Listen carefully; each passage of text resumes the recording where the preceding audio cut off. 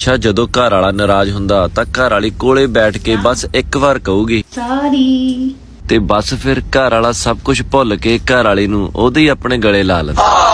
ਤੇ ਜਦੋਂ ਘਰ ਵਾਲਾ ਘਰ ਵਾਲੀ ਨੂੰ ਮਨਾਉਣ ਜਾਂਦਾ ਤਾਂ ਸਭ ਤੋਂ ਪਹਿਲਾਂ ਜ਼ੋਰ ਦੇ ਭਾਂਡਾ ਖੜਕਣ ਦੀ ਆਵਾਜ਼ ਆਉਂਦੀ ਹੈ ਤੇ ਘਰ ਵਾਲਾ ਹੌਸਲਾ ਜਿਹਾ ਕਰਕੇ ਕਹਿੰਦਾ ਚਲੋ ਸੌਰੀ, ਤੇ ਘਰ ਵਾਲੀ ਅੱਖਾਂ ਦਿਖਾ ਕੇ ਪੈਰ ਖੜਕਾਉਂਦੀ ਹੋਈ ਨਿਕਲ ਜਾਂਦੀ ਹੈ।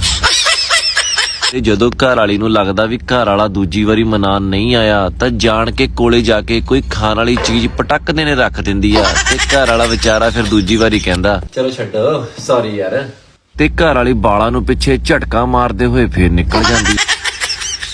ਆ ਹੁਣ ਤੀਜੀ ਵਾਰ ਤੁਸੀਂ ਆਪ ਹੀ ਦੇਖ ਲਓ। ਜਾਨ ਆ ਦੇਖੋ ਮੈਂ ਤੁਹਾਡੇ ਲਈ ਕੀ ਲੈ ਕੇ ਆਇਆ। ਆਹ ਤਾਂ ਕਿੰਨੀਆਂ ਸੋਹਣੀਆਂ। ਮੈਂ ਇਦਾਂ ਦੀਆਂ ਚਾਹੀਦੀਆਂ ਸੀ, ਇਦਾਂ ਦੀਆਂ ਹੈ ਨਹੀਂ ਸੀ ਮੇਰੇ ਕੋਲ। ਖੁਸ਼ ਹੋ? ਹਾਂਜੀ, ਥੈਂਕ ਯੂ, ਲਵ ਯੂ। ਘਰ ਵਾਲੀਆਂ ਚੂਨਾ ਲਾ ਕੇ ਮੰਨਦੀਆਂ।